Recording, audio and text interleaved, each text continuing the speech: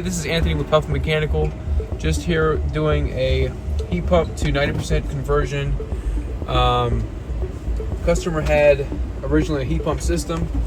We then did a load calc for him, got everything sized correctly, and added some more airflow to a sunroom that he has.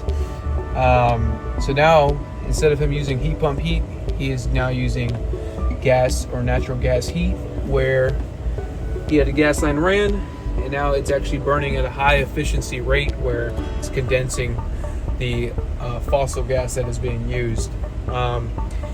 He's got a 4-ton system. Also have a media filter now.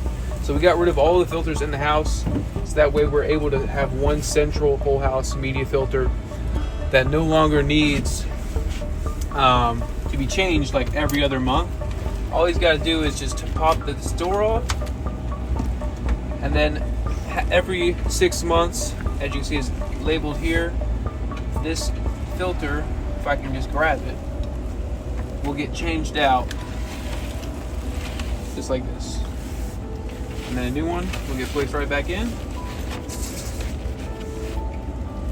And pop this door back on.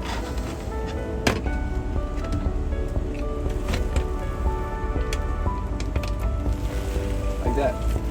Don't have to do anything with the ceiling. So this, like I was saying, this is a 96% furnace, so it actually will condensate water as it's running, like right now. So we have to make sure this drain line is fully insulated all the way out until it terminates outside, because during the cold season with these furnaces, the drain line will freeze if it starts freezing outside. So we don't want to have any breaks in heating, any issues like that. So to keep it continuous and no hiccups in the winter season, make sure this is all insulated. Now the system does have 2 traps for water flow or for overflow protection. We got this is a secondary pan switch.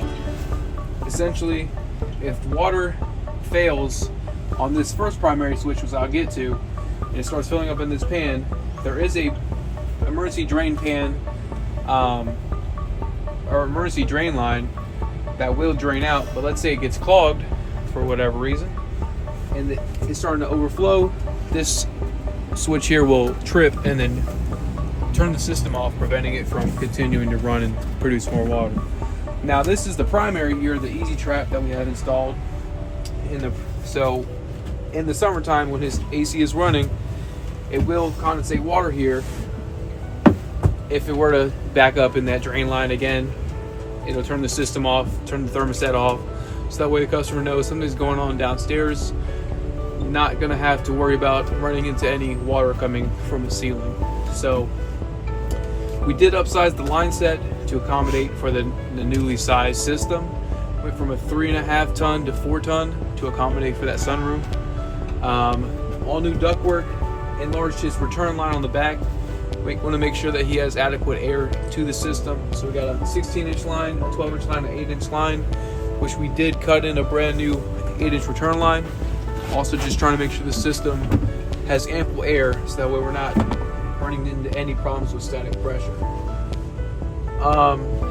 One other thing we did for the home air quality, we did install an air scrubber that is ionizing the air.